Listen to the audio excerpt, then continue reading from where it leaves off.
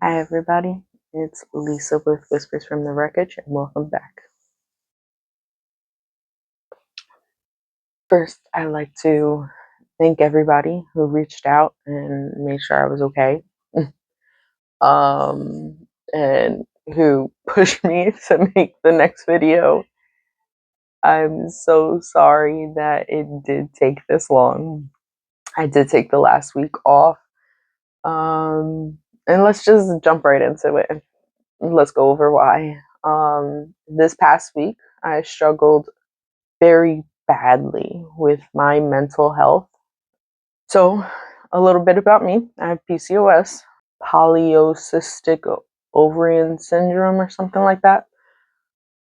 We'll get into how I was diagnosed and what caused it, or what the doctors think caused it, later on. But so I was feeling down. It wasn't anything serious, but then the PCOS, well, if you don't know, PCOS, not triggers, but like if you're down, it makes it 10 times worse. So like I was, okay enough to film, and I was okay enough to live my life, and then PCOS came in and kicked my butt. And so I took the week off and focused on my mental health and reconnected on a better level with a friend, not the one from the last video, but reconnected better with a friend, surrounded myself with people who love me, and just focused on my health, on my wedding, and just turned my mood completely around.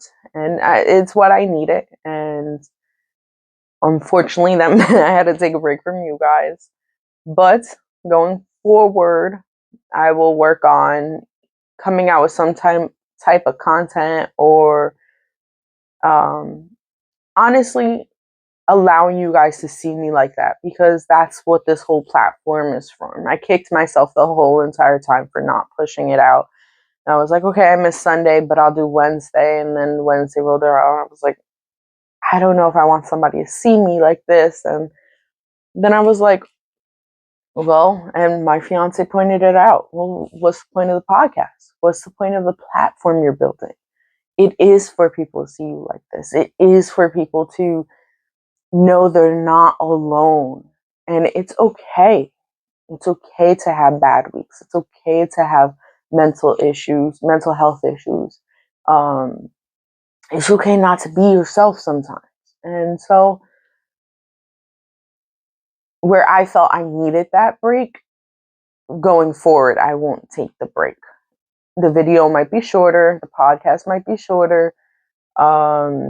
I will open up and be that type of vulnerable with you guys. Like I said, I was in pain, which is frustrating. And, I'm, without saying too much because I'm not allowed, I'm waiting on a surgery, and it's a waiting game. Our health is in somebody else's hands who's not experiencing what you're going through. It's just a money game for them. And so that's what I'm going through right now. And that's all I'm going to say, because, like I said, legally, I'm not allowed to. I was in pain. I was worried about a few things, which isn't my story to tell. A few health things, about somebody else. And then I just started feeling like, well, you can't do anything, right? So you're not worthy. You're not enough. You're nothing. There's no point in you. And so I think that hit me hard. That's when my mental just started downfalling.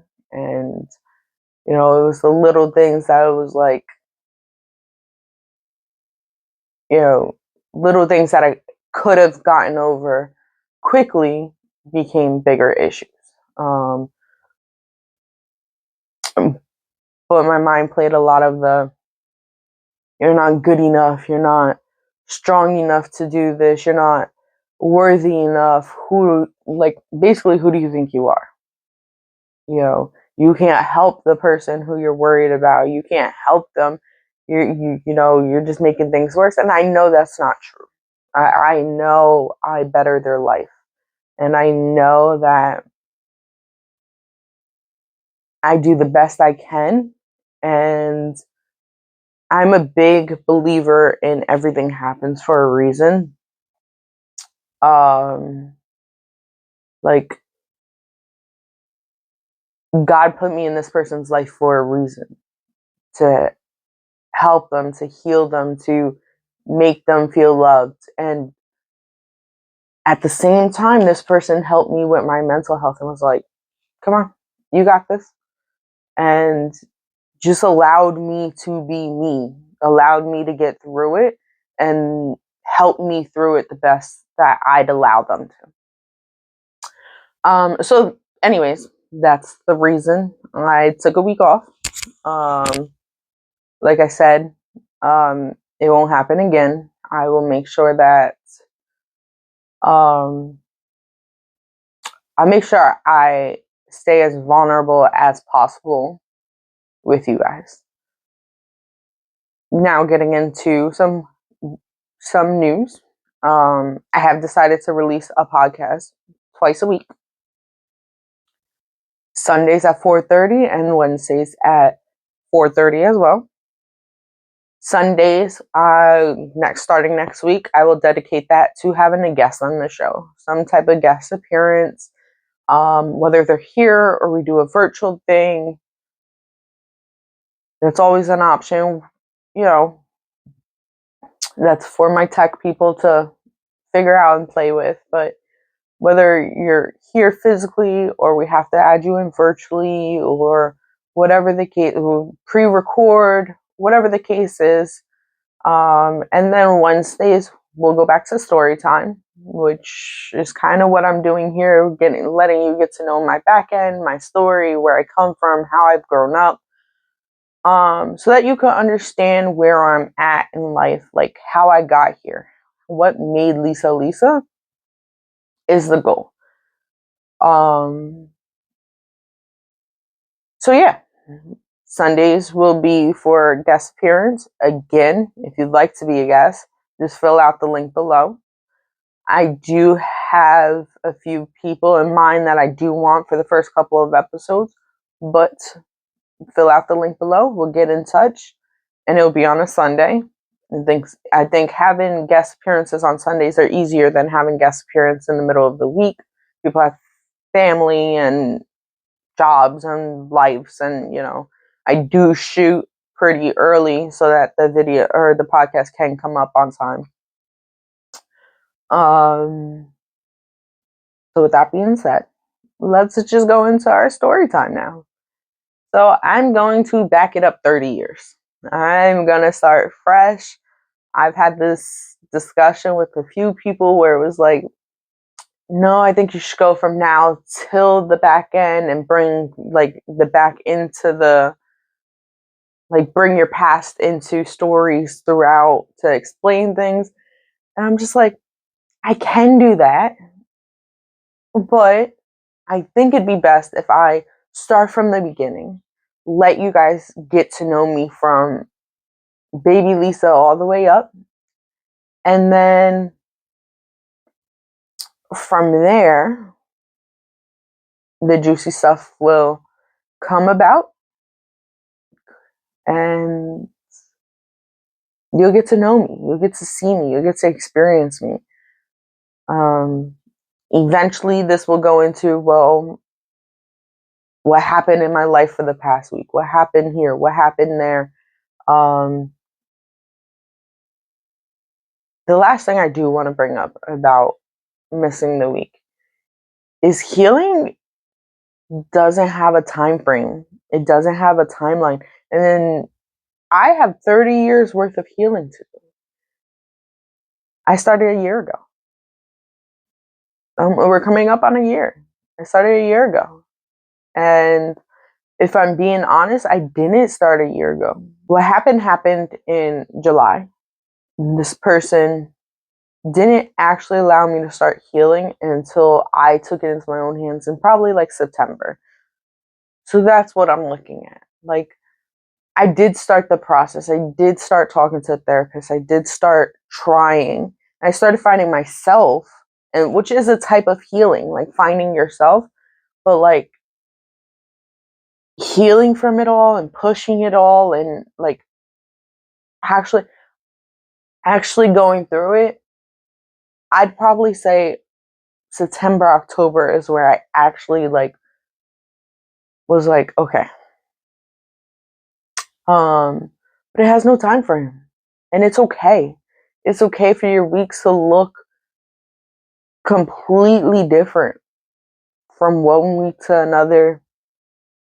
Um, you just gotta know that it'll get better. Like I said, there was nothing serious that had happened that caused me to have a mental break. Nothing at all. It just did.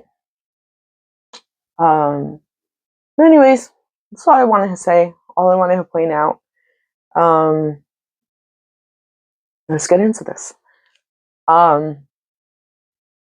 All right. So I am a middle child of 5 on my mom's side.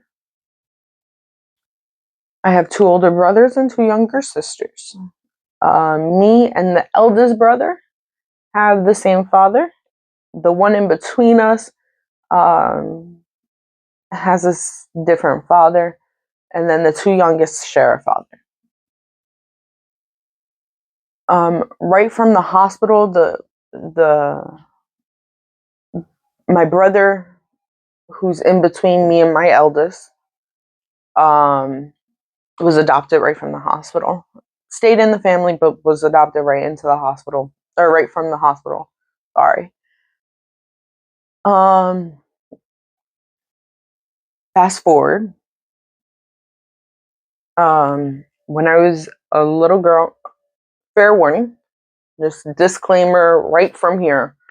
Um, I don't have any vivid memories prior to the age of 4. I have memories from 4. I have memories of my life forward. But prior to 4, I have no memories. These are just stories that I have been told happened. And that's all I'm going to say about that as far as what's going to come for the next couple of minutes. Um, as a baby, my feet turned in, so I had to wear bars to correct my feet. And during that time period, um, I was, from what I've been told, always kept in um, my car seat. I think I had the bars put on at 1. I can be wrong. It could have been later in life. Oh, but anyways, I was always kept in my car seat, facing the television. And that was kind of my life, according to the people who knew me back then. What I was told is that my uncle used to come and take me out of the car seat, and that's how I'd be able to get around and play or whatever. Again, I have no recollection of any of this. These are just stories I'm being told. And this is me reiterating this is, and I'm just going to point this out, it's Lisa's people pleasing, because I know who's going to watch this. I know people who are going to watch this, and like, I don't want to hurt them, but this is my story and I just need to get past that. And it's okay.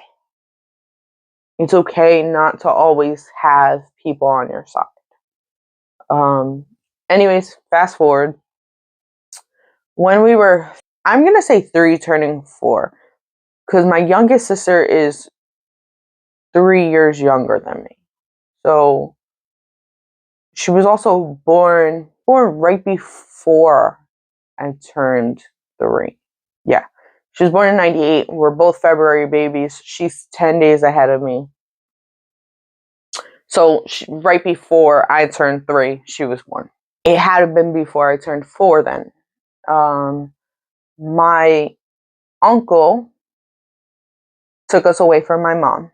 So me, my eldest brother, and the 2 younger ones took all of us away from my mom and the younger two's father. They were together at this point.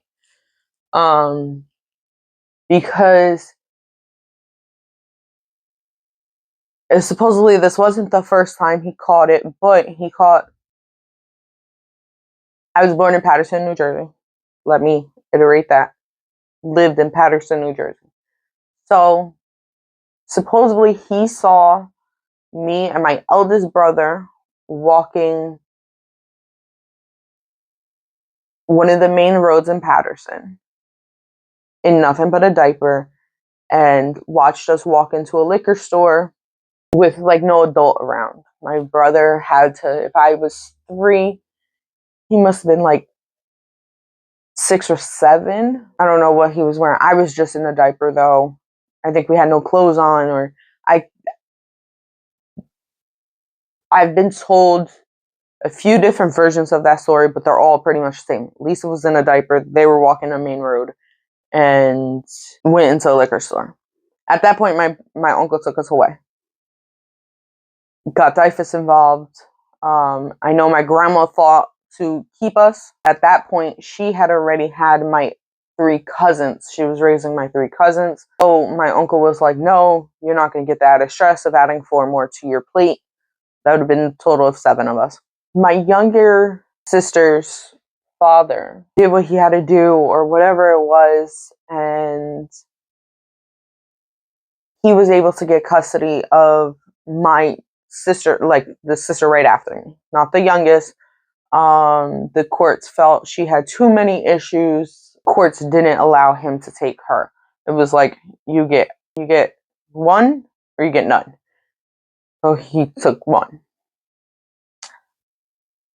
My uncle knew my father, not biological, never met that man. I've heard I have like 15 siblings by that man. I don't know almost none of them. I think I know 1, maybe 2, not including my oldest. We have the same father. But um, my father now. Um, so my uncle knew my father, and my father and his partner.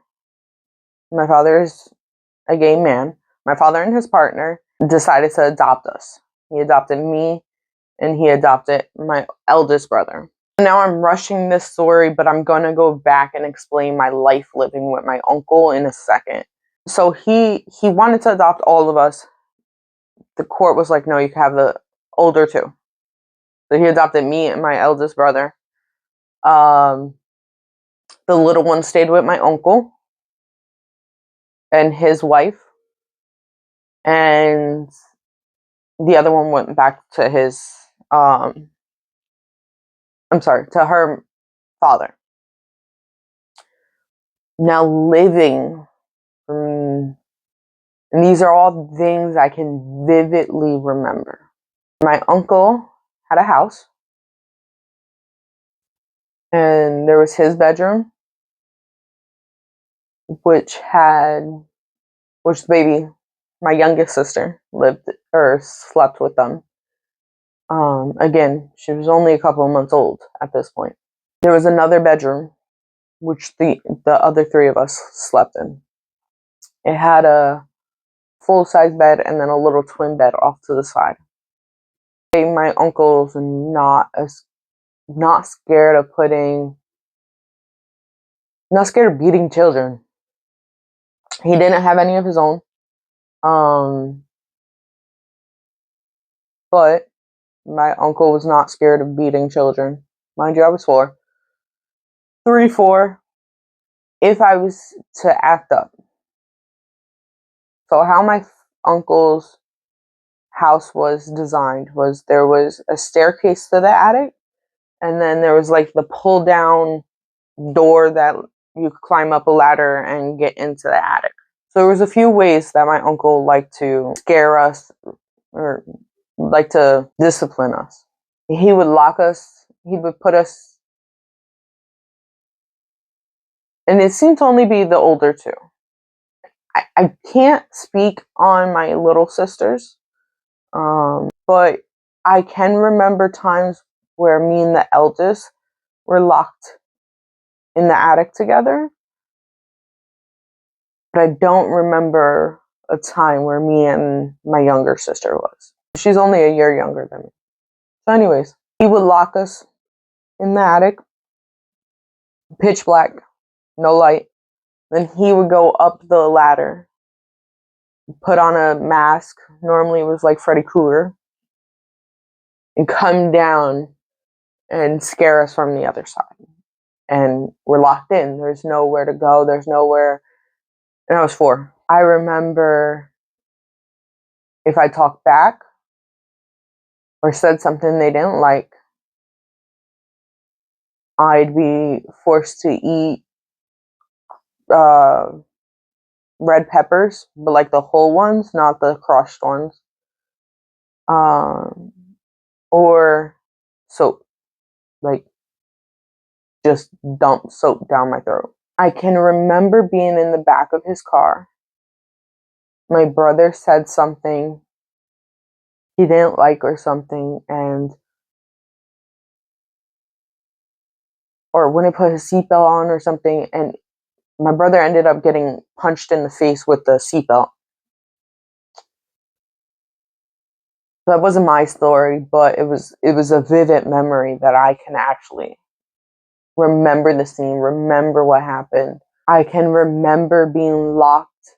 He had a few big, I'm going to call them vicious dogs. That's how I remember them. And I can remember being locked in the cage with them.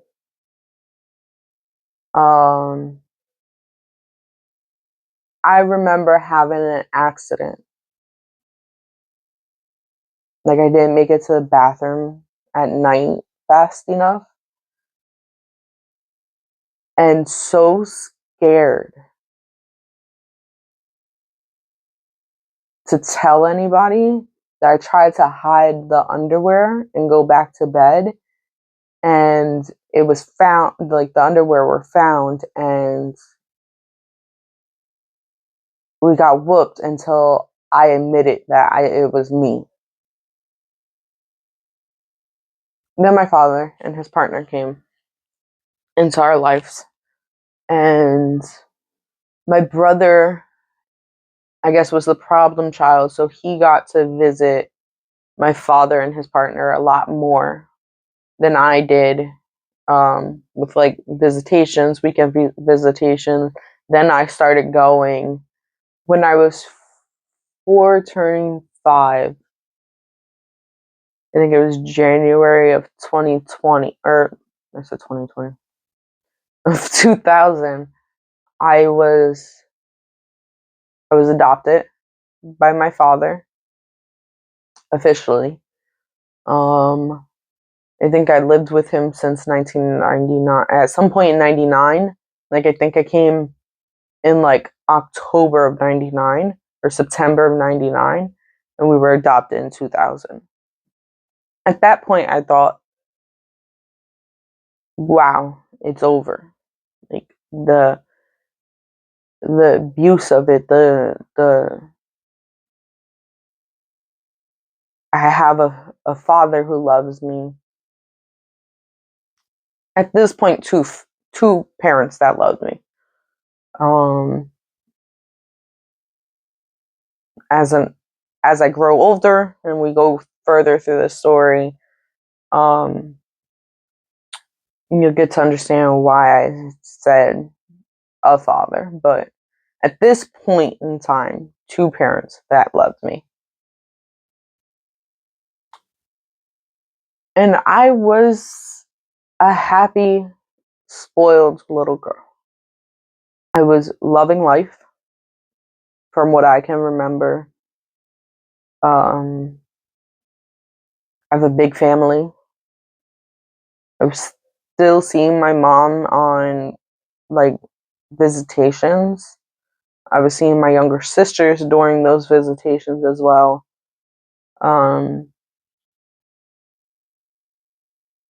We had a big puppy that was just a lovey little thing. Um, we learned that I was deadly allergic to cats. I don't think I was that as bad back then. I could be wrong, but I don't think I was that badly allergic to cats. Um, as I am nowadays, but we did have cats that we had to. I think my grandma ended up taking them because I was dying. And we're gonna move on to our last segment of our show, the substance game. And hopefully it doesn't make me cry because I've managed to hold back this whole entire time. Let's see. My fiance made a point that to say that the first 2 cards that I picked were vulnerable. So hopefully we don't get another vulnerable one. But we'll see.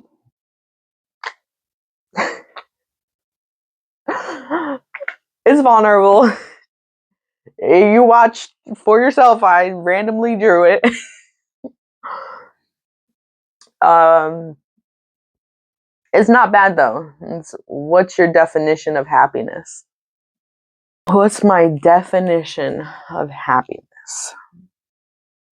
I'm gonna say being love and finding self-love. Like the true love. Like not the I only love you for what you could do for me. Like but also like that self-love, that self finding that self-worth. Like when I think of happiness, I think of like off the top of my head, I can name the five things or the 5 people, the 5 that like when I think of them it's pure happiness. My niece, my father, my fiance, my puppy, not a puppy anymore, she's 8 now. Or she will be 8. And she's normally here during the show, but she hasn't gotten to the potty yet. Like I said, I film early. And myself. Those would be my. Now, that's not saying I don't have a giant list of things that make me happy, giant list of people, but those five things, those 5 people, those 5, that's my happy. I was blessed in life. I went through hell. These stories will hurt me, hurt some people that are listening, and touch a lot of people. So I went through it. And I don't know if that answers the question on what's your definition of happiness. But I guess that's kind of my definition of happiness. But I want to know your definition of happiness. So leave it in the comments below. And I will see you guys on Wednesday at 4:30, where we will be doing another story time. This story time gets a little deep. So bring your tissues. But it's great to be back, and thank you for watching. Until next time.